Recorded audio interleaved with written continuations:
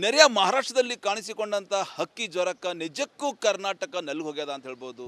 ಕರ್ನಾಟಕದ ಬೀದರ್ ಇರ್ಬೋದು, ಬೆಳಗಾವಿ ಇರ್ಬೋದು, ಕಲಬುರಗಿ ಇರ್ಬೋದು, ರಾಯಚೂರು ಇರ್ಬೋದು, ಏನು ಮಹಾರಾಷ್ಟ್ರದ ಗಡಿಗೆ ಹೊಂದ್ಕೊಂಡಂಥ ಜಿಲ್ಲೆಯಲ್ಲಿ ನಿಜಕ್ಕೂ ಏನದಂದ್ರೆ ಇವತ್ತು ಪಶು ಇಲಾಖೆ ಇರ್ಬೋದು, ಜಿಲ್ಲಾಡಳಿತ ಇರ್ಬೋದು, ಅಲರ್ಟ್ ಆಗ್ಯದ ಅಂತ ಹೇಳ್ಬೋದು. ಹಾಗಾದ್ರೆ ಮಹಾರಾಷ್ಟ್ರದಲ್ಲಿ ಹಕ್ಕಿ ಜ್ವರದಿಂದ ಆಗಿರುವ ಘಟನೆ ಏನು, ಯಾವ ರೀತಿ ಕರ್ನಾಟಕದಲ್ಲಿ ಒಂದು ಆತಂಕ ಸೃಷ್ಟಿಯಾಗ್ಯದ, ಈ ಕುರಿತು ಮಾತಾಡಿ ನಮ್ಮ ಜೊತೆ ಪಶು ಏನಂದ್ರೆ ವೆಟ್ನರಿ ಆ್ಯಂಡ್ ಡಿ ಇದ್ದಾರೆ ಸರ್.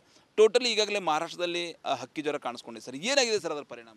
ಸರ್ ನಮಸ್ಕಾರ ಸರ್. ಮಹಾರಾಷ್ಟ್ರ ರಾಜ್ಯದ ಉದಗೀರನ ಒಂದು ತಾಲೂಕಿನಲ್ಲಿ ಹಕ್ಕಿ ಜ್ವರ ಅಂತ ನಾವು ಹೇಳ್ತೀವಿ, ಅಥವಾ ಕೋಳಿ ಶೀತ ಜ್ವರ ಅಂತ ಹೇಳ್ತೀವಿ, ಇಂಗ್ಲೀಷ್ನಲ್ಲಿ ಏವಿಯನ್ ಇನ್ಫ್ಲುಯೆಂಜಾ ಅಂತ ಹೇಳ್ತಾರೆ. ಈ ರೋಗ ಕಂಡು ಬಂದಿದ್ದು ಕಾಗೆಗಳಲ್ಲಿ ಕಂಡು ಬಂದಿದೆ. 40ರಿಂದ 50 ಕಾಗೆಗಳು ಸಡನ್ನಾಗಿ ಅನ್ಯೂಸುವಲ್ ಡೆತ್ಸ್ ಆದ ತಕ್ಷಣ ಇಮಿಡಿಯೇಟಾಗಿ ಅಲ್ಲಿರುವಂಥ ಪಶುಪಾಲನಾ ಇಲಾಖೆಯ ಅಧಿಕಾರಿಗಳು ಅದರ ಸ್ಯಾಂಪಲನ್ನು ಭೋಪಾಲ್ ಅಂತ ನಾವು ಹೇಳ್ತೀವಿ, SRDDL ಅಂತ ಹೇಳಿ ಒಂದು ಲ್ಯಾಬ್ರೋಟ್ರಿ ಇದೆ ನಮ್ಮ ದೇಶದಲ್ಲೇ, ಅದು ಒಂದೇ ಲ್ಯಾಬ್ರೋಟ್ರಿ. ಆ ಲ್ಯಾಬ್ರೋಟ್ರಿಗೆ ಸ್ಯಾಂಪಲನ್ನು ಕಳಿಸಿಕೊಟ್ಟಾಗ ಅದರಲ್ಲಿ H5N1 ಅನ್ನುವಂಥ ವೈರಸ್ ಕಂಡು ಬಂದಿದ್ದು. ಈ H5N1 ವೈರಸ್ಸು ಹಕ್ಕಿ ಜ್ವರಕ್ಕೆ ಕಾರಣ. ಸೊ ಇದು ಬಂದ ತಕ್ಷಣ ಇದು ಕೋಳಿಗಳಿಂದ ಕೋಳಿಗಳಿಗೆ ಪ್ರಸಾರ ಆಗೋದ್ರ ಜೊತೆಗೆ ಇದು ಕೋಳಿಗಳಿಂದ ಮನುಷ್ಯರಿಗೆ ಸಹಿತ ಬರುವಂಥ ಒಂದು ರೋಗ ಇರೋದರಿಂದ, ಜೆನೆಟಿಕ್ ಇಂಪಾರ್ಟೆನ್ಸ್ ಡಿಸೀಸ್ ಇರೋದರಿಂದ ಇದನ್ನು ಆತಂಕ ಪಡಬೇಕಾಗಿದೆ. ಅದರ ಜೊತೆಗೆ ಆ ಕೋಳಿ ಆಹಾರ ಆಗಿರ್ಬೋದು, ಕೋಳಿ ಮಾಂಸ ಆಗಿರ್ಬೋದು, ಅದರ ಕಾಂಟ್ಯಾಕ್ಟ್ನಲ್ಲಿ ಬರುವಂಥ ಜನರಿಗೂ ಸಹಿತ ಈ ರೋಗ ಬರೋದರಿಂದ ಇದರ ಇಂಪಾರ್ಟೆನ್ಸು ಪಬ್ಲಿಕ್ ಹೆಲ್ತ್ ಇಂಪಾರ್ಟೆನ್ಸ್ ಇರೋದರಿಂದ ಈ ರೋಗವನ್ನು ನಿಯಂತ್ರಣ ಮಾಡಬೇಕಾಗಿದ್ದು, ಕಂಟ್ರೋಲ್ ಮಾಡಬೇಕಾಗಿದ್ದು ಪಶುಪಾಲನಾ ಇಲಾಖೆ ಆಗಿರ್ಬೋದು, ಜಿಲ್ಲಾಡಳಿತದವ್ರ ಕರ್ತವ್ಯ ಆಗಿರ್ತದೆ. ಸೊ ಹೀಗಾಗಿ ಉದಗೀರ ನಮಗೆ ಬಿಲ್ಕುಲ್ ಒಂದು 40-50 ಕಿಲೋಮೀಟರ್ ವ್ಯಾಪ್ತಿಯಲ್ಲಿ ಇರೋದರಿಂದ ಇಮಿಡಿಯೇಟಾಗಿ ಅಲ್ಲಿರುವಂತಹ ಕೋಳಿ ಫಾರ್ಮ್ನಿಂದ ತತ್ತಿಗಳಾಗಿರ್ಬೋದು, ಕೋಳಿ ಮಾಂಸ ಆಗಿರ್ಬೋದು ನಮ್ಮ ರಾಜ್ಯಕ್ಕೆ ಅಥವಾ ನಮ್ಮ ಜಿಲ್ಲೆಗೆ ಬರುವಂಥ ಚಾನ್ಸ್ ಇರೋದರಿಂದ ಜಿಲ್ಲಾಡಳಿತದಲ್ಲಿ ಜಿಲ್ಲಾ ಅಧಿಕಾರಿಗಳ ಒಂದು ಅಧ್ಯಕ್ಷತೆಯಲ್ಲಿ ಒಂದು ಸಭೆಯನ್ನು ಮಾಡಿ ನಾವು ಪಶುಪಾಲನಾ ಇಲಾಖೆ, ಪೊಲೀಸ್ ಇಲಾಖೆ ಮತ್ತು RTO ಇಲಾಖೆಯವರು ಕೂಡಿಕೊಂಡು ಅಲ್ಲಿಂದ ಬರುವಂತಹ ಎಲ್ಲ ಕೋಳಿ ಮಾಂಸ, ಕೋಳಿ ತತ್ತೆಗಳನ್ನು ನಮ್ಮ ಜಿಲ್ಲೆಗೆ, ನಮ್ಮ ರಾಜ್ಯಕ್ಕೆ ಬರುವಂಥ ತಡೆಗಟ್ಟಬೇಕು, ನಿಷೇಧಿಸಬೇಕು ಅನ್ನುವಂಥ ಉದ್ದೇಶದಿಂದ ಚೆಕ್ ಪೋಸ್ಟ್ಗಳನ್ನು ಮಾಡಿ ನಾವು ನಮ್ಮ ಒಂದು ಬಾರ್ಡರ್ನ ಸೀಲ್ ಮಾಡಿದ್ದೀವಿ.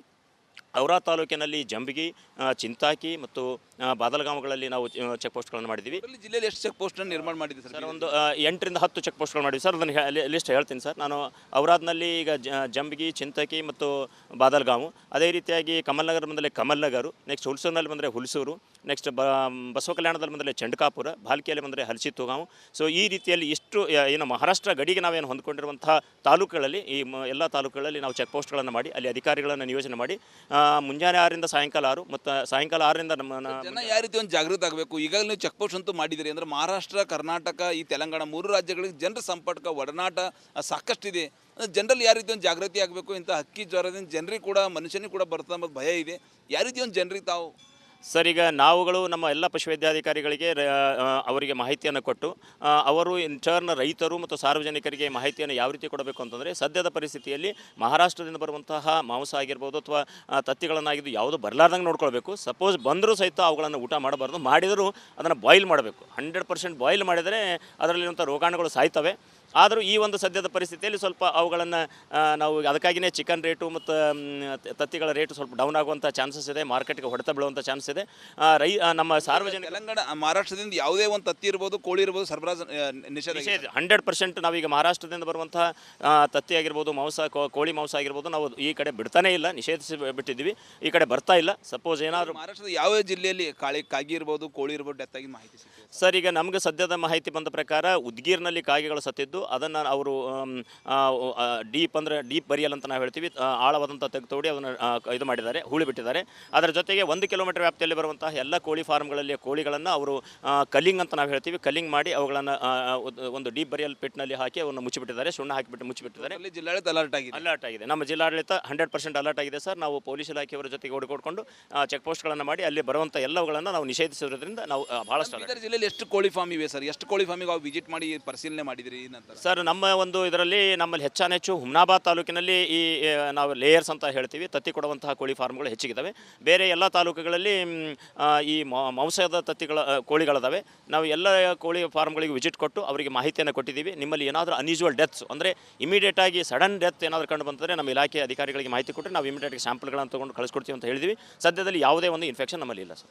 ಸೊ ಇದು ವೆಟ್ನರಿ DD ಅವರ ನರ್ಸಪ್ಪ ಅವ್ರ ಮಾತು ಅಂತ ಹೇಳ್ಬೋದು. ಟೋಟಲಿ ಜಿಲ್ಲಾಡಳಿತ ಅಲರ್ಟ್ ಆಗಿದೆ. ಈಗಾಗಲೇ ಮಹಾರಾಷ್ಟ್ರದಲ್ಲಿ ಕಾಣಿಸಿಕೊಂಡಂಥ ಈ ಒಂದು ಹಕ್ಕಿ ಜ್ವರ ತಡೆಯೋಕ್ಕೋಸ್ಕರ ಜಿಲ್ಲೆಯಲ್ಲಿ ಸುಮಾರು 8ರಿಂದ 10 ಚೆಕ್ ಪೋಸ್ಟ್ಗಳನ್ನು ನಿರ್ಮಾಣ ಮಾಡಿದ್ದೀವಿ. ಹೀಗಾಗಿ ಟೋಟಲಿ ಉತ್ತರ ಕರ್ನಾಟಕ ಭಾಗದಲ್ಲಿ ನೆರೆ ತೆಲಂಗಾಣ ಇರ್ಬೋದು, ಮಹಾರಾಷ್ಟ್ರ ಇರ್ಬೋದು, ಪ್ರತಿಯೊಂದು ಏನಂದ್ರೆ ಚೆಕ್ ಪೋಸ್ಟಲ್ಲಿ ಎಲ್ಲೊಂದು ಕಡೆ ಜಿಲ್ಲಾಡಳಿತ ಅಧಿಕಾರಿಗಳು ಅಲರ್ಟ್ ಆಗ್ಯಾರ ಅಂತ ಹೇಳ್ಬೋದು. ಕ್ಯಾಮ್ರಾ ಪರ್ಸನ್ ಭರತ್ ಜೊತೆ ನಾನು ಮಲ್ಲಿಕಾರ್ಜುನ್ ಮರ್ಕಲ್, ರಿಪಬ್ಲಿಕ್ ಕನ್ನಡ, ಬೀದರ್. ನೆರೆಯ ಮಹಾರಾಷ್ಟ್ರದಲ್ಲಿ ಕಾಣಿಸಿಕೊಂಡಂಥ ಹಕ್ಕಿ ಜ್ವರಕ್ಕೆ ನಿಜಕ್ಕೂ ಕರ್ನಾಟಕ ನಲ್ಲು ಹೋಗ್ಯದ ಅಂತ ಹೇಳ್ಬೋದು.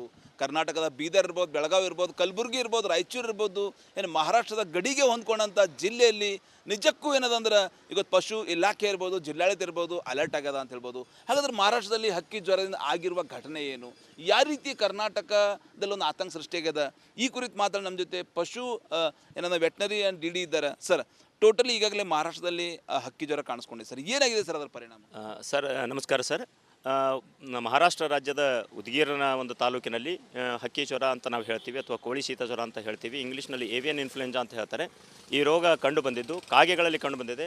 40ರಿಂದ 50 ಕಾಗೆಗಳು ಸಡನ್ನಾಗಿ ಅನ್ಯೂಸುವಲ್ ಡೆತ್ಸ್ ಆದ ತಕ್ಷಣ ಇಮಿಡಿಯೇಟಾಗಿ ಅಲ್ಲಿರುವಂಥ ಪಶುಪಾಲನಾ ಇಲಾಖೆಯ ಅಧಿಕಾರಿಗಳು ಅದರ ಸ್ಯಾಂಪಲನ್ನು ಭೋಪಾಲ್ ಅಂತ ನಾವು ಹೇಳ್ತೀವಿ, SRDDL ಅಂತ ಹೇಳಿ ಒಂದು ಲ್ಯಾಬ್ರೋಟ್ರಿ ಇದೆ ನಮ್ಮ ದೇಶದಲ್ಲೇ, ಅದು ಒಂದೇ ಲ್ಯಾಬ್ರೋಟ್ರಿ. ಆ ಲ್ಯಾಬ್ರೋಟ್ರಿಗೆ ಸ್ಯಾಂಪಲನ್ನು ಕಳಿಸಿಕೊಟ್ಟಾಗ ಅದರಲ್ಲಿ H5N1 ಅನ್ನುವಂಥ ವೈರಸ್ ಕಂಡು ಬಂದಿದ್ದು.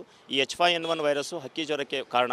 ಸೊ ಇದು ಬಂದ ತಕ್ಷಣ ಇದು ಕೋಳಿಗಳಿಂದ ಕೋಳಿಗಳಿಗೆ ಪ್ರಸಾರ ಆಗೋದ್ರ ಜೊತೆಗೆ ಇದು ಕೋಳಿಗಳಿಂದ ಮನುಷ್ಯರಿಗೆ ಸಹಿತ ಬರುವಂಥ ಒಂದು ರೋಗ ಇರೋದರಿಂದ, ಜೆನೋಟಿಕ್ ಇಂಪಾರ್ಟೆನ್ಸ್ ಡಿಸೀಸ್ ಇರೋದರಿಂದ ಇದನ್ನು ಆತಂಕ ಪಡಬೇಕಾಗಿದೆ. ಅದರ ಜೊತೆಗೆ ಆ ಕೋಳಿ ಆಹಾರ ಆಗಿರ್ಬೋದು, ಕೋಳಿ ಮಾಂಸ ಆಗಿರ್ಬೋದು, ಅದರ ಕಾಂಟ್ಯಾಕ್ಟ್ನಲ್ಲಿ ಬರುವಂಥ ಜನರಿಗೂ ಸಹಿತ ಈ ರೋಗ ಬರೋದರಿಂದ, ಇದರ ಇಂಪಾರ್ಟೆನ್ಸು ಪಬ್ಲಿಕ್ ಹೆಲ್ತ್ ಇಂಪಾರ್ಟೆನ್ಸ್ ಇರೋದರಿಂದ ಈ ರೋಗವನ್ನು ನಿಯಂತ್ರಣ ಮಾಡಬೇಕಾಗಿದ್ದು, ಕಂಟ್ರೋಲ್ ಮಾಡಬೇಕಾಗಿದ್ದು ಪಶುಪಾಲನಾ ಇಲಾಖೆ ಆಗಿರ್ಬೋದು, ಜಿಲ್ಲಾಡಳಿತದವ್ರ ಕರ್ತವ್ಯ ಆಗಿರ್ತದೆ. ಸೊ ಹೀಗಾಗಿ ಉದಗೀರ ನಮಗೆ ಬಿಲ್ಕುಲ್ ಒಂದು 40-50 ಕಿಲೋಮೀಟರ್ ವ್ಯಾಪ್ತಿಯಲ್ಲಿ ಇರೋದರಿಂದ ಇಮಿಡಿಯೇಟಾಗಿ ಅಲ್ಲಿರುವಂತಹ ಕೋಳಿ ಫಾರ್ಮ್ನಿಂದ ತತ್ತಿಗಳಾಗಿರ್ಬೋದು, ಕೋಳಿ ಮಾಂಸ ಆಗಿರ್ಬೋದು ನಮ್ಮ ರಾಜ್ಯಕ್ಕೆ ಅಥವಾ ನಮ್ಮ ಜಿಲ್ಲೆಗೆ ಬರುವಂಥ ಚಾನ್ಸ್ ಇರೋದರಿಂದ ಜಿಲ್ಲಾಡಳಿತದಲ್ಲಿ ಜಿಲ್ಲಾ ಅಧಿಕಾರಿಗಳ ಒಂದು ಅಧ್ಯಕ್ಷತೆಯಲ್ಲಿ ಒಂದು ಸಭೆಯನ್ನು ಮಾಡಿ ನಾವು ಪಶುಪಾಲನಾ ಇಲಾಖೆ, ಪೊಲೀಸ್ ಇಲಾಖೆ ಮತ್ತು RTO ಇಲಾಖೆಯವರು ಕೂಡ್ಕೊಂಡು ಅಲ್ಲಿಂದ ಬರುವಂತಹ ಎಲ್ಲ ಕೋಳಿ ಮಾಂಸ, ಕೋಳಿ ತತ್ತೆಗಳನ್ನು ನಮ್ಮ ಜಿಲ್ಲೆಗೆ, ನಮ್ಮ ರಾಜ್ಯಕ್ಕೆ ಬರುವಂಥ ತಡೆಗಟ್ಟಬೇಕು, ನಿಷೇಧಿಸಬೇಕು ಅನ್ನುವಂಥ ಉದ್ದೇಶದಿಂದ ಚೆಕ್ ಪೋಸ್ಟ್ಗಳನ್ನು ಮಾಡಿ ನಾವು ನಮ್ಮ ಒಂದು ಬಾರ್ಡರ್ನ ಸೀಲ್ ಮಾಡಿದ್ದೀವಿ. ಔರಾ ತಾಲೂಕಿನಲ್ಲಿ ಜಂಬಗಿ, ಚಿಂತಾಕಿ ಮತ್ತು ಬಾದಲಗಾಮಗಳಲ್ಲಿ ನಾವು ಚೆಕ್ ಪೋಸ್ಟ್ಗಳನ್ನು ಮಾಡಿದ್ದೀವಿ. ಜಿಲ್ಲೆಯಲ್ಲಿ ಎಷ್ಟು ಚೆಕ್ ಪೋಸ್ಟನ್ನು ನಿರ್ಮಾಣ ಮಾಡಿದ್ದೀವಿ ಸರ್? ಒಂದು 8ರಿಂದ 10 ಚೆಕ್ ಪೋಸ್ಟ್ಗಳು ಮಾಡಿದ್ವಿ ಸರ್. ಅದನ್ನು ಲಿಸ್ಟ್ ಹೇಳ್ತೀನಿ ಸರ್. ನಾನು ಔರಾದ್ನಲ್ಲಿ ಈಗ ಜಂಬಗಿ, ಚಿಂತಾಕಿ ಮತ್ತು ಬಾದಲಗಾಮು, ಅದೇ ರೀತಿಯಾಗಿ ಕಮಲ್ನಗರ ಬಂದರೆ ಕಮಲ್ನಗರು, ನೆಕ್ಸ್ಟ್ ಹುಲ್ಸೂರಿನಲ್ಲಿ ಬಂದರೆ ಹುಲ್ಸೂರು, ನೆಕ್ಸ್ಟ್ ಬಸವ ಕಲ್ಯಾಣದಲ್ಲಿ ಬಂದರೆ ಚಂಡ್ಕಾಪುರ, ಭಾಲ್ಕಿಯಲ್ಲಿ ಬಂದರೆ ಹಲಸಿತುಗಾಂವ್. ಸೊ ಈ ರೀತಿಯಲ್ಲಿ ಇಷ್ಟು ಏನು ಮಹಾರಾಷ್ಟ್ರ ಗಡಿಗೆ ನಾವೇನು ಹೊಂದ್ಕೊಂಡಿರುವಂಥ ತಾಲೂಕುಗಳಲ್ಲಿ, ಈ ಎಲ್ಲ ತಾಲೂಕುಗಳಲ್ಲಿ ನಾವು ಚೆಕ್ ಪೋಸ್ಟ್ಗಳನ್ನು ಮಾಡಿ ಅಲ್ಲಿ ಅಧಿಕಾರಿಗಳನ್ನು ನಿಯೋಜನೆ ಮಾಡಿ ಮುಂಜಾನೆ 6ರಿಂದ ಸಾಯಂಕಾಲ 6 ಮತ್ತು ಸಾಯಂಕಾಲ 6ರಿಂದ ಜನ ಯಾವ ರೀತಿ ಒಂದು ಜಾಗೃತಿ ಆಗಬೇಕು. ಈಗಾಗಲೇ ನೀವು ಚೆಕ್ ಪೋಸ್ಟ್ ಅಂತೂ ಮಾಡಿದಿರಿ ಅಂದರೆ ಮಹಾರಾಷ್ಟ್ರ, ಕರ್ನಾಟಕ, ಈ ತೆಲಂಗಾಣ 3 ರಾಜ್ಯಗಳಿಗೆ ಜನರ ಸಂಪರ್ಕ, ಒಡನಾಟ ಸಾಕಷ್ಟಿದೆ. ಜನರಲ್ಲಿ ಯಾವ ರೀತಿ ಒಂದು ಜಾಗೃತಿ ಆಗಬೇಕು, ಇಂಥ ಹಕ್ಕಿ ಜ್ವರದಿಂದ ಜನರಿಗೆ ಕೂಡ, ಮನುಷ್ಯನಿಗೆ ಕೂಡ ಬರ್ತದೆ ಅನ್ನೋದು ಭಯ ಇದೆ.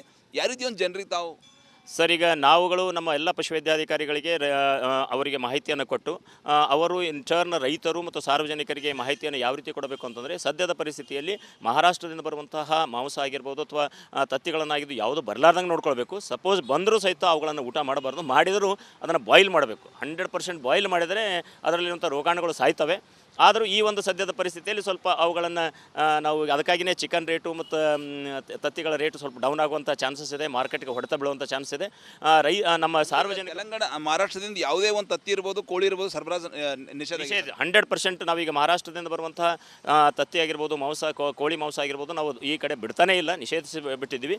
ಈ ಕಡೆ ಬರ್ತಾ ಇಲ್ಲ. ಸಪೋಸ್ ಏನಾದರೂ ಮಹಾರಾಷ್ಟ್ರದ ಯಾವ ಜಿಲ್ಲೆಯಲ್ಲಿ ಕಾಗಿ ಇರ್ಬೋದು, ಕೋಳಿ ಇರ್ಬೋದು ಡೆತ್ ಆಗಿ ಮಾಹಿತಿ ಸಿಗ್ತದೆ ಸರ್? ಈಗ ನಮಗೆ ಸದ್ಯದ ಮಾಹಿತಿ ಬಂದ ಪ್ರಕಾರ ಉದ್ಗೀರ್ನಲ್ಲಿ ಕಾಗೆಗಳು ಸತ್ತಿದ್ದು, ಅದನ್ನು ಅವರು ಡೀಪ್ ಬರಿಯಲ್ ಅಂತ ನಾವು ಹೇಳ್ತೀವಿ, ಆಳವಾದಂಥ ತೆಗೆದು ಅದನ್ನು ಇದು ಮಾಡಿದ್ದಾರೆ, ಹೂಳಿ ಬಿಟ್ಟಿದ್ದಾರೆ. ಅದರ ಜೊತೆಗೆ 1 ಕಿಲೋಮೀಟರ್ ವ್ಯಾಪ್ತಿಯಲ್ಲಿ ಬರುವಂತಹ ಎಲ್ಲ ಕೋಳಿ ಫಾರ್ಮ್ಗಳಲ್ಲಿ ಕೋಳಿಗಳನ್ನು ಅವರು ಕಲ್ಲಿಂಗ್ ಅಂತ ನಾವು ಹೇಳ್ತೀವಿ, ಕಲ್ಲಿಂಗ್ ಮಾಡಿ ಅವುಗಳನ್ನು ಒಂದು ಡೀಪ್ ಬರಿಯಲ್ ಪಿಟ್ನಲ್ಲಿ ಹಾಕಿ ಅವನ್ನು ಮುಚ್ಚಿಬಿಟ್ಟಿದ್ದಾರೆ, ಸುಣ್ಣ ಹಾಕಿಬಿಟ್ಟು ಮುಚ್ಚಿಬಿಟ್ಟಿದ್ದಾರೆ. ಜಿಲ್ಲಾಡಳಿತ ಅಲರ್ಟ್ ಆಗಿದೆ. ನಮ್ಮ ಜಿಲ್ಲಾಡಳಿತ 100% ಅಲರ್ಟ್ ಆಗಿದೆ ಸರ್. ನಾವು ಪೊಲೀಸ್ ಇಲಾಖೆಯವರ ಜೊತೆಗೆ ಓಡಿಕೊಂಡು ಚೆಕ್ ಪೋಸ್ಟ್ಗಳನ್ನು ಮಾಡಿ ಅಲ್ಲಿ ಬರುವಂಥ ಎಲ್ಲವುಗಳನ್ನು ನಾವು ನಿಷೇಧಿಸಿರೋದ್ರಿಂದ ನಾವು ಬಹಳಷ್ಟು. ಜಿಲ್ಲೆಯಲ್ಲಿ ಎಷ್ಟು ಕೋಳಿ ಫಾರ್ಮ್ ಇವೆ ಸರ್? ಎಷ್ಟು ಕೋಳಿ ಫಾರ್ಮಿಗೆ ನಾವು ವಿಸಿಟ್ ಮಾಡಿ ಪರಿಶೀಲನೆ ಮಾಡಿದ್ರಿ ನಂತರ? ಸರ್, ನಮ್ಮ ಒಂದು ಇದರಲ್ಲಿ ನಮ್ಮಲ್ಲಿ ಹೆಚ್ಚು ಹುಮ್ನಾಬಾದ್ ತಾಲೂಕಿನಲ್ಲಿ ಈ ನಾವು ಲೇಯರ್ಸ್ ಅಂತ ಹೇಳ್ತೀವಿ, ತತ್ತಿ ಕೊಡುವಂತಹ ಕೋಳಿ ಫಾರ್ಮ್ಗಳು ಹೆಚ್ಚಿಗಿದ್ದಾವೆ. ಬೇರೆ ಎಲ್ಲ ತಾಲೂಕುಗಳಲ್ಲಿ ಈ ಮಾಂಸದ ತತ್ತಿಗಳ ಕೋಳಿಗಳಿದ್ದಾವೆ. ನಾವು ಎಲ್ಲ ಕೋಳಿ ಫಾರ್ಮ್ಗಳಿಗೆ ವಿಸಿಟ್ ಕೊಟ್ಟು ಅವರಿಗೆ ಮಾಹಿತಿಯನ್ನು ಕೊಟ್ಟಿದ್ದೀವಿ. ನಿಮ್ಮಲ್ಲಿ ಏನಾದರೂ ಅನ್ಯೂಸುವಲ್ ಡೆತ್ಸ್ ಅಂದರೆ ಇಮಿಡಿಯೇಟಾಗಿ ಸಡನ್ ಡೆತ್ ಏನಾದರೂ ಕಂಡು ಬಂದರೆ ನಮ್ಮ ಇಲಾಖೆ ಅಧಿಕಾರಿಗಳಿಗೆ ಮಾಹಿತಿ ಕೊಟ್ಟು ನಾವು ಇಮಿಡಿಯೇಟಾಗಿ ಸ್ಯಾಂಪಲ್ಗಳನ್ನು ತೊಗೊಂಡು ಕಳಿಸ್ಕೊಡ್ತೀವಿ ಅಂತ ಹೇಳಿದ್ವಿ. ಸದ್ಯದಲ್ಲಿ ಯಾವುದೇ ಒಂದು ಇನ್ಫೆಕ್ಷನ್ ನಮ್ಮಲ್ಲಿ ಇಲ್ಲ ಸರ್. ಸೊ ಇದು ವೆಟ್ನರಿ DD ಅವರ ನರ್ಸಪ್ಪ ಅವ್ರ ಮಾತು ಅಂತ ಹೇಳ್ಬೋದು. ಟೋಟಲಿ ಜಿಲ್ಲಾಡಳಿತ ಅಲರ್ಟ್ ಆಗಿದೆ. ಈಗಾಗಲೇ ಮಹಾರಾಷ್ಟ್ರದಲ್ಲಿ ಕಾಣಿಸಿಕೊಂಡಂಥ ಈ ಒಂದು ಹಕ್ಕಿ ಜ್ವರ ತಡೆಯೋಕ್ಕೋಸ್ಕರ ಜಿಲ್ಲೆಯಲ್ಲಿ ಸುಮಾರು 8ರಿಂದ 10 ಚೆಕ್ ಪೋಸ್ಟ್ಗಳನ್ನು ನಿರ್ಮಾಣ ಮಾಡಿದ್ದೀವಿ. ಹೀಗಾಗಿ ಟೋಟಲಿ ಉತ್ತರ ಕರ್ನಾಟಕ ಭಾಗದಲ್ಲಿ ನೆರೆ ತೆಲಂಗಾಣ ಇರ್ಬೋದು, ಮಹಾರಾಷ್ಟ್ರ ಇರ್ಬೋದು, ಪ್ರತಿಯೊಂದು ಏನಂದ್ರೆ ಚೆಕ್ ಪೋಸ್ಟಲ್ಲಿ ಎಲ್ಲೊಂದು ಕಡೆ ಜಿಲ್ಲಾಡಳಿತ ಅಧಿಕಾರಿಗಳು ಅಲರ್ಟ್ ಆಗ್ಯಾರ ಅಂತ ಹೇಳ್ಬೋದು. ಕ್ಯಾಮ್ರಾ ಪರ್ಸನ್ ಭರತ್ ಜೊತೆ ನಾನು ಮಲ್ಲಿಕಾರ್ಜುನ್ ಮರ್ಕಲ್, ರಿಪಬ್ಲಿಕ್ ಕನ್ನಡ, ಬೀದರ್.